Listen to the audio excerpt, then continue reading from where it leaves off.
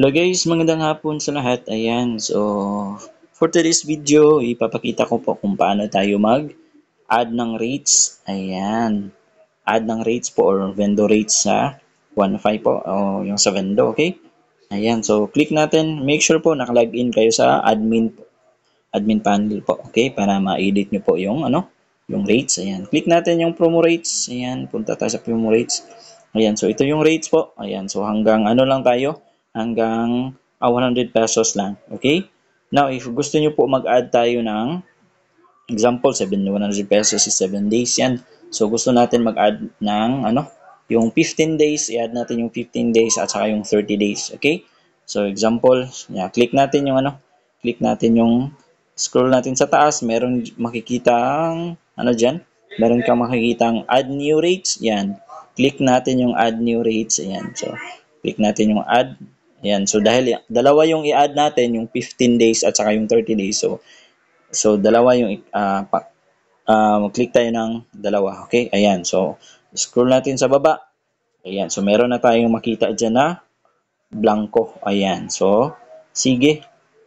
Itong unang blanco, dahil 100 pesos yan. So, dito sa sunod ng 100 pesos, yan. Lagay natin dyan. Example lang to. Okay? Lagay tayo dito ng 15 days. Ayan. 15 days. Hindi pala. 150. Example lang po ito. 150 is 150 pesos. Ayan, slash natin. Gayahin nyo lang po if ano yung ginawa ko dito. Ayan, slash. And then, gawin natin 15 days. Ayan. 15 days. Ayan. Ayan. So, sa price po, syempre, lagay dyan is yung 150 pesos. Ayan.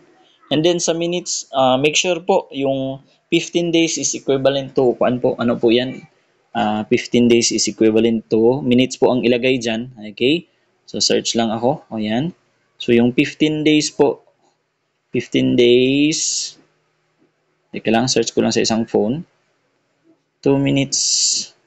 Ayan. So, yung equivalent niya po is 21,600 minutes po. Okay, yung ilagay natin dyan is 21,600 minutes. So, kaya siya 21,600 minutes kasi yung 15 days is equivalent to 21,600 minutes. And then yung validity, ayan, so pwede mo ring ilagay, if ano yung nilagay mo dyan sa minutes, pwede mong ilagay rin dyan. Okay, 21,600 minutes po. Ikaw nang bahala. Okay, ayan, so tapos na tayo sa 15 days and then punta tayo sa 30 days. Ayan, so lagay mo dyan yung price. Okay, kasi yan, yung 15 days is 150. So yung price dyan, lagay mo is 300. Okay, so ikaw na bahala if ilan yung price na ilalagay mo sa 30 days. Depende yan sa'yo. Okay, for example lang po ito. Okay, 300 pesos, lagay natin 300 pesos.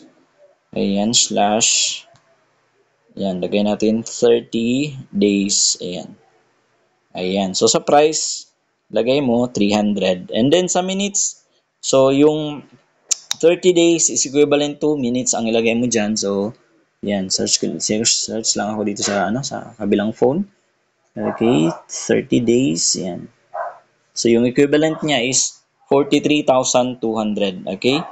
43,200. Okay. Ayan. And then, lagay mo dyan yung 43,200. Okay. Ayan. So, ayan. Okay na tayo. Ayan. So, ayan. So, kapag okay ka na dyan, ayan. So, scroll mo sa baba and then click mo yung save. Ayan. So, wait mo yan lang. Okay. Kapag nakita mo to, ayan, kapag nakita mo, configuration save successfully, meaning, okay na po yung na-save na po yung binago mo yung in-add mo na rate. Sige, try natin. Punta tayo sa Google Chrome. Ayan. So, try natin. Okay. 10.0.0.1. Okay, para kung gusto mong i-check kung nandun ba talaga yung ginawa mo rates, click mo yung window rates again. Ayan. So, scroll mo sa baba.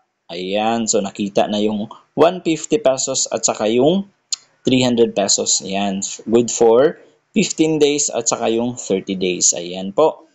Ayan. So, yan po kung paano tayo mag-add ng rates. Ayan. Sana po nasundan nyo. Ayan. And sana po, kung gusto nyo po pala, mag-inquire regarding po sa mga packages natin, kindly contact nyo lang po sa page. Yan, meron po akong link dyan sa description sa baba kung yung link po ng Facebook page ko. Ayan. So, ayan po. Maraming salamat.